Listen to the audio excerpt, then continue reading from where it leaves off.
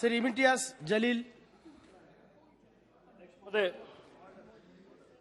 यकीनन हुकूमत आप चलाने की बात कर रहे हैं। मैं आपको सरकार के कुछ ऐसे गुणों के बारे में बताना चाहता हूं जिसके बारे में शायद आपको भी पता नहीं होगा।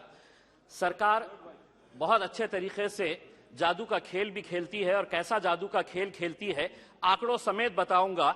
एक हाथ से देना और दूसरे हाथ से खींच के कैसा लेना, ये पूरे आंकड़े समेत बताऊंगा। इस वजह से बहुत ज्यादा विरोध करने की जरूरत नहीं है। अध्यक्ष महोदय, 8 फरवरी यानी कि कल के दिन रिजर्व बैंक ऑफ इंडिया ने रेपो रेट 25 बेसिस पॉइंट से बढ़ा दिया है। पिछले 4 मई 2022 को 4.40 हमारा रेपो रेट था। 8 महीने के अंदर 6 मरतबा रेपो रेट बढ़ाया गया है और अब ये रेपो रेट हो गया है 6.50। अब हो सकता है इनमें से कोई खड़े रहेगा और कहेगा कि आरबीआई है, इसका हमारे से क्या लेना देना, बजट से क्या लेना देना। तो सुनिए गौर से, आरबीआई जब रेपो रेट बढ़ाता है तो किसी ने 20 साल के लिए होम लोन लिया है, यानी कि 240 महीने के लिए लोन लिया है, और रेपो रेट 2.25% से बढ़ गया है, तो 120 से 160 महीने का एडिशनल ईएमआई उसको भरना पड़ता है। किसी ने 25 साल के लिए यानी कि 300 महीने के लिए लोन लिया है, और अगर 2.25% से रेपो रेट बढ़ गया है तो उसे 199 महीने एडिशनल ईएमआई देना पड़ता है। आप कहेंगे कि हमारा इससे क्या लेना देना, यही तो जादू का खेल खेल रहे कि आपने इनकम टैक्स के अंदर रिबेट दिए, बहुत सारे लोगों को खुश किया और सैलरीड क्लास को कहा कि हम तुमको इनकम टैक्स में रिबेट दे रहे, लेकिन अब जिंदगी के साथ भी और जिंदगी के बाद भी तुम्हारा ईएमआई चलता रहेगा, तुम्हारा लोन चलता रहेगा करके ये एक संदेश सरकार ने दिया है। अध्यक्ष महोदय, एजुकेशन के लोन के अंदर सरकार ने जो आंकड़ा दिया है स्कूल और हायर एजुकेशन के लिए 1,12,899 करोड़, बहुत अच्छा बढ़िया सा फिगर है, जिसमें से 61% स्कूल एजुकेशन के ऊपर खर्च किया जाएगा, और इन्हीं पैसों के अंदर से 14,500 पीएम श्री नाम के स्कूल्स बनाए जाएंगे। अध्यक्ष महोदय, मैं पूछना चाहता हूं, जो बच्चे आज गांव के अंदर पढ़ रहे हैं, जो जिला परिषद के स्कूलों के अंदर पढ़ रहे हैं, मेरे अहम सिर्फ अकेले औरंगाबाद जिले के अंदर अभी सर्वे करवाया सरकार के जरिए 1600। राणे साहब, आप महाराष्ट्र से आते हैं, अकेले औरंगाबाद जिले के अंदर 1600 ऐसे स्कूल्स हैं जिनके सर के ऊपर बच्चों के क्लासरूम्स के अंदर पक्की छत नहीं है, टीन के शेड के नीचे ये 1600 बच्चे तालीम हासिल कर रहे हैं। उनका कसूर सिर्फ इतना है कि वो किसानों के बच्चे हैं, वो गरीबों के बच्चे हैं, वो मजदूरों के बच्चे हैं। आप बनाइए नए स्कूल्स, लेकिन आपके पास 1 साल बचा हुआ है, यह अहद करिएगा, प्रधानमंत्री जी को कहिएगा कि पीएम श्री नहीं, उन पूरे स्कूल को हम पीएम महाश्री नाम देंगे। अगर 1 साल के अंदर ये 1600 औरंगाबाद जिले के स्कूल्स को अगर आप बदलते हैं तो हम भी कहेंगे। अगर 1 साल के बाद अगर ये कर पाते हैं तो इम्तियाज जलील यहां पर खड़े रहकर कहेगा, वाह मोदी जी वाह। दूसरी ये बात है अध्यक्ष महोदय, माइनॉरिटीज के बारे में मैं ये बताना चाहता हूं।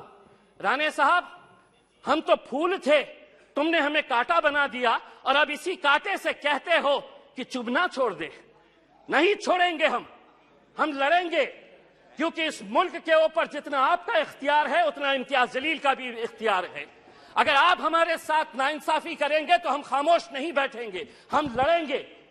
क्या वजह है कि आज फाइनेंस मिनिस्टर हमको इस बात का जवाब दे कि कैसा 38%, कौन सी ऐसी मिनिस्ट्री है जिसके अंदर 38% का बजट कम कर दिया गया है। 1913 करोड़ रुपया आप हमारे गायब कर देते हैं, और आप ये उम्मीद करते हैं अध्यक्ष महोदय, आप ये उम्मीद करते हैं कि हम खामोशी से इसको बर्दाश्त कर लेकर के। मैं आपको बताता हूं कि नीति आयोग की पॉलिसी डॉक्यूमेंट है, the action agenda and the strategy document ने क्या कहा है, Muslims and other religious minorities in India have been lagging in several development indicators including educational attainment, gender equality and workforce participation। इसके बावजूद भी आप 38% हमारा बजट कम कर देते हैं। 2022-23 के अंदर आपका टोटल बजट जो था उसके अंदर माइनॉरिटीज के हिस्से में कितना आया, तो 0.12%। इस बार जो बजट आपने दिए हैं वो कितना हुआ है, बी अगर देखा जाए तो 0.07%। अध्यक्ष महोदय 2 मिनट। तो ये टोटल एलोकेशन अध्यक्ष महोदय, ये कितनी गंभीर बात है कि देश आगे बढ़ेगा, लेकिन माइनॉरिटीज के लिए जो बजट दिया गया है 2012 और 13 के अंदर जो बजट था वो बजट इस बार दिया गया, यानी कि देश आगे बढ़ेगा और माइनॉरिटीज पीछे रह गए। ये कब तक चलेगा? मेरी दूसरी बात यह है अध्यक्ष महोदय, आम आदमी को प्लीज फाइंड अप नाउ। अध्यक्ष महोदय एक minute, GDP, fiscal deficit, monetization, RE, BE, इससे कोई लेना देना नहीं है। इस देश के अंदर वो सम्मान के साथ कैसा जी सकता है, उसकी फिक्र बस उसे यही रहती है। हम वित्त मंत्री से इस बजट के अंदर ये उम्मीद कर रहे थे कि वो ईपीएस 95 के बुजुर्ग पेंशनर्स के बारे में बोलेंगे, वो किसानों की आय कैसी बढ़ाई जाएगी, इसके बारे में जिक्र करेंगे। पूरे देश के अंदर कॉन्ट्रैक्ट, अध्यक्ष महोदय एक सेकंड, अध्यक्ष महोदय, पूरे देश के अंदर कॉन्ट्रैक्ट वर्कर्स जो है उनके साथ कैसी नाइंसाफी हो रही। पार्लियामेंट के अंदर भी कॉन्ट्रैक्ट वर्कर्स लगाए जा रहे हैं, उनका पीएफ नहीं भरा जाता, उनका ईपीएफ नहीं भरा जाता, ईएसआईसी का पैसा नहीं भरा जाता है। मैं अध्यक्ष महोदय ये उम्मीद कर रहा था कि जाने से पहले इस देश को तंबाकू और शराब मुक्त करके जाएंगे। हम सराय होते आपको इसी बात के लिए अध्यक्ष महोदय। और हाँ, मैं जाते जाते सिर्फ इतना कहना चाहूंगा, मैं नाम लूंगा, मैं अडानी का नाम इसलिए लूंगा कि एलआईसी में मेरा भी पैसा है, एसबीआई का मैं भी कस्टमर हूं। प्रधानमंत्री हर एक के बारे में बात करेंगे, 140 करोड़ जनता मेरे पीछे कैसा है ये बताएंगे, लेकिन अडानी का नाम नहीं लेंगे। कहीं ऐसा ना हो जाए कि उस एक शख्स के चक्कर में 140 करोड़ जनता तुम्हारी हाथ से निकल जाए और आप लोग बस सड़क के ऊपर तालियां। श्रीमती रिटी पदक